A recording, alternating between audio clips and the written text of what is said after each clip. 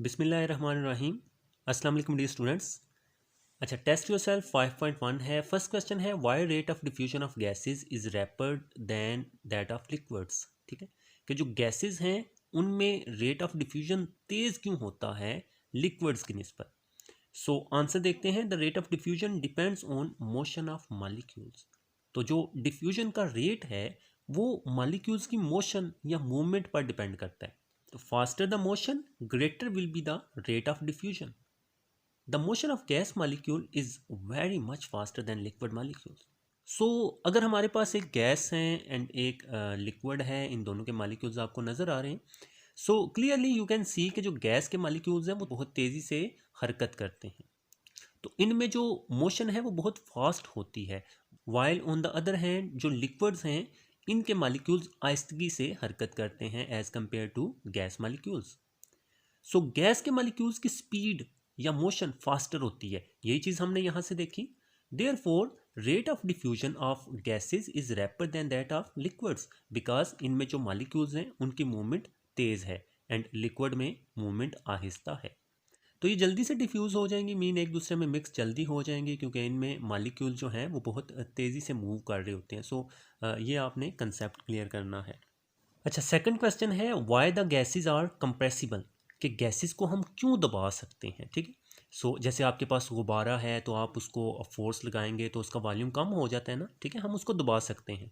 सो देखते हैं, there are large empty spaces between gas molecules. So students, जो gas के मालिक्यूल्स होते हैं इनके दरमियान बेशुमार खाली जगह होती हैं, एम्प्टी स्पेसेस होती हैं। तो when pressure is applied molecules come close to each other. तो जब हम प्रेशर अप्लाई करते हैं तो मॉलिक्यूल्स एक दूसरे के करीब आ जाते हैं।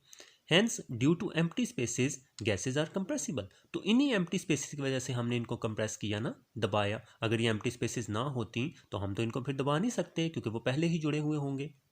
ठीक है, तो एम्प्टी स्पेसेस गैसेस में होती हैं, इस वजह से हम उनको कंप्रेस कर सकते हैं, तो वो कंप्रेसिबल होती। अच्छा, what do you mean by pascal? How many pascals are equal to 1 atm? Students, pascal is unit of pressure. ये आपको याद रखना है कि प्रेशर का यूनिट पास्कल होता है। It is denoted by P A, और इसको पी ए से जाहिर किया जाता है। ठीक है, and 1 pascal is equal to 1 newton per square metre. So students, ये इसकी डेफिनेशन भी बन जाएगी। 1 पास्कल में 1 न्यूटन पर स्क्वायर मीटर होता है। तो न्यूटन पर स्क्वायर मीटर आपको पता है कि ये भी प्रेशर का यूनिट होता है। सो ये दोनों इक्वल हैं। ठीक है, सो अब हमने जो सेकंड पार्ट है कि how many pascals are equal to 1 atm। So 1,13,25 pascals are equal to 1 atm। तो एक एटीएम में 1,13,25 पास्कल्स होते हैं, यानी कि 1 atm is equal to 1,13,25 pascals. अच्छा, नेक्स्ट क्वेश्चन है why the density of a gas increases on cooling. So ठंडा करने पर गैसेस की डेंसिटी ज़्यादा क्यों हो जाती है? तो on cooling gas molecules come close to each other, कि जब हम ठंडा करते हैं यानी कि टेम्परेचर ड्रॉप करते हैं, टेम्परेचर कम करते हैं, तो गैस के मॉलिक्यूल्स एक दूसरे के करीब आ जाते हैं। ठीक है, and mass per unit volume increases. सो जो मास पर यूनिट वॉल्यूम होता है वो इंक्रीज हो जाता है। इसका मतलब क्या है कि मॉलिक्यूल्स करीब आ गए ना। ठीक है, तो अब कम जगह में ज़्यादा मास आ गया है। मास पर यूनिट वॉल्यूम यानी कि जगह थोड़ी हो गई है और मास ज़्यादा हो गया है उस छोटी सी जगह पर, यानी कि डेंसिटी इंक्रीज हो गई है। therefore density increases because we know that density is equal to mass over volume। सो अगर मास पर यूनिट वॉल्यूम ज़्यादा होगा तो डेंसिटी ऑटोमेटिकली ज़्यादा हो जाएगी, क्योंकि यही तो इसका फार्मूला है, mass per unit volume is equal to density. यानी कि जो मॉलिक्यूल्स हैं वो ज़्यादा घने हो गए हैं, ज़्यादा डेंस हो गए हैं, वो थोड़ी सी जगह जगह पर समा गए हैं। Why is the density of gas measured in gram per cubic decimetre while that of liquid is expressed in gram per cubic centimetre. So since density of gas is very small, so जो गैस की density होती है, gases हल्की होती हैं तो उनकी डेंसिटी बहुत कम होती है। It is measured in gram per cubic decimetre. If it is expressed in gram per cubic centimetre, the value becomes very small, which is difficult to read. For example, density of air in gram per cubic decimeter is 1.29। okay, सो अगर हम ग्राम per cubic decimetre को, इस density को 1.29 को ग्राम per cubic centimetre में convert करेंगे तो वो 0.00129 आ जाएगा। अब स्टूडेंट्स, आप खुद डिसाइड कर लें कि कौन सी वैल्यू यहाँ से अच्छी है। ये ऊपर वाली अच्छी है ना, ठीक है, बिकॉज इसमें ये 0.00 ये बहुत छोटा है। तो हमें ये ज़ीरो से बचना है, ठीक है। तो चूंकि गैसेस की डेंसिटी बहुत कम होती है, इस वजह से हम उसको ग्राम पर क्यूबिक डेसीमीटर में ही कन्वर्ट करते हैं। अगर हम ग्राम पर क्यूबिक सेंटीमीटर में कन्वर्ट करते हैं तो वैल्यू बहुत छोटी हो जाएगी, 0.000 आ जाएगा। सो इस चीज़ से हम बचते हैं। ये ज़ीरो का जो तकरार होता है ये हमें अच्छा नहीं लगता, और इसको रीड करना भी काफ़ी डिफ़िकल्ट है, इसको पढ़ना भी काफ़ी डिफ़िकल्ट है, ठीक है।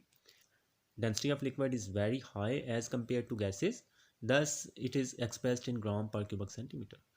अच्छा, नेक्स्ट 6 क्वेश्चन में हमने कुछ कन्वर्जन करनी है, ठीक है। तो फर्स्ट इसका पार्ट है 70 सेंटीमीटर ऑफ मर्करी को हमने एटीएम में कन्वर्ट करना है, ठीक हो गया जी। अच्छा, फर्स्ट ऑफ ऑल स्टूडेंट्स ये रिलेशंस आपको ज़ुबानी याद रखने हैं जो फर्स्ट पर लिखे होंगे। तो we know that 760 millimetre of mercury is equal to 1 ATM, ठीक है। फर्स्ट ऑफ ऑल ये जो रिलेशन है ये आपको ज़ुबानी पता होगा कि एक एटीएम में 760 मिलीमीटर ऑफ मर्करी होते हैं। अब मिलीमीटर को हमने सेंटीमीटर में कन्वर्ट करना है, तो मिलीमीटर को सेंटीमीटर में कन्वर्ट करने के लिए to convert millimetre to centimetre divide by 10, तो इसकी जगह अगर हम इसको 10 के साथ डिवाइड कर देंगे तो ये मिलीमीटर से सेंटीमीटर में कन्वर्ट हो जाएगा, ठीक हो गया जी। तो हमने ये 10 के साथ डिवाइड कर दिया तो मिलीमीटर सेंटीमीटर में चला गया। अब 0 से कैंसिल आउट हो गया तो 76 ही यहाँ पर बचेगा। तो 76 सेंटीमीटर ऑफ मर्करी 1 एटीएम के बराबर हो जाएगा। यहाँ से स्टूडेंट्स अब हमें यहाँ पर 76 नहीं चाहिए, यू कैन सी कि हमें यहाँ पर 70 सेंटीमीटर चाहिए। सो अब हम क्या करेंगे कि यहाँ से 76 उस तरफ जाकर डिवाइड करवा देंगे, और यहाँ ऑब्वियसली 1 रह जाएगा क्योंकि 76 1 टाइम 76 ही होता है। तो यहाँ पर एक 1 होता है, वो हमने इधर ही रखा, 76 को उधर जाकर हमने डिवाइड करवा दिया। ओके जी, तो नेक्स्ट देखते हैं। अच्छा, नेक्स्ट इधर 1 सेंटीमीटर रह गया, ठीक है। अब हमें यहाँ पर 70 सेंटीमीटर चाहिए, बिकॉज क्वेश्चन में 70 सेंटीमीटर ऑफ मर्करी को हमने एटीएम में कन्वर्ट करना है। तो now by multiplying 70 both sides, तो दोनों तरफ हमने 70 के साथ मल्टीप्लाई करना है ताकि एक 70 बार 70 हो जाएगा ना, तो इस तरफ 70 सेंटीमीटर ऑफ मर्करी आ जाएगा। तो इधर भी हमने 70 के साथ मल्टीप्लाई किया, इधर भी हमने 70 के साथ मल्टीप्लाई किया। बोथ साइड्स पर काम करते हैं जो खुद से करते हैं, ठीक है। सो एक 70 बार 70 सेंटीमीटर ऑफ मर्करी हो गया, एंड इधर 70 एक बार 70, और 70 डिवाइडेड बाई 76 करेंगे तो 0.92 एटीएम आ जाएगा। अच्छा, नेक्स्ट पार्ट है 3.5 एटीएम टू टॉर्क के 3.5 एटीएम को हमने टॉर्क में चेंज करना है। तो एटीएम और टॉर्क का रिलेशन आपको याद रखना है, ठीक है। तो 1 एटीएम में 760 टॉर होते हैं, और याद रखें फर्स्ट पार्ट में हमने देखा कि 1 एटीएम में 760 मिलीमीटर ऑफ मर्करी होते हैं, क्योंकि students millimetre of mercury and torr equal होते हैं, ठीक है। तो एक एटीएम में 760 ही टॉर्स होते हैं। तो बाय मल्टी, अब यहाँ पर स्टूडेंट्स यहाँ पर देखें 3.5 हमें चाहिए, तो इधर तो 1 ऑलरेडी आ गया ना, तो बस मल्टीप्लाई करवा देंगे बोथ साइड्स पर 3.5। सो 3.5 मल्टीप्लाइंग बोथ साइड्स, तो 1 मल्टीप्लाई बाय 3.5, इधर भी आपने 3.5 760 को मल्टीप्लाई करवाया, तो एक 3.5 पर 3.5 आ गया, एंड इन दो को मल्टीप्लाई करवा लें तो ये आपके पास 2660 टॉर्स आ जाएंगे। अच्छा, लास्ट पार्ट है 1.5 एटीएम टू पास्कल। 1.5 एटीएम को हमने पास्कल्स में कन्वर्ट करना है। तो स्टूडेंट्स वी नाउ दैट कि 1 एटीएम में 1,1325 पास्कल्स होते हैं, ये हमने ऑलरेडी सीख चुके हैं हम।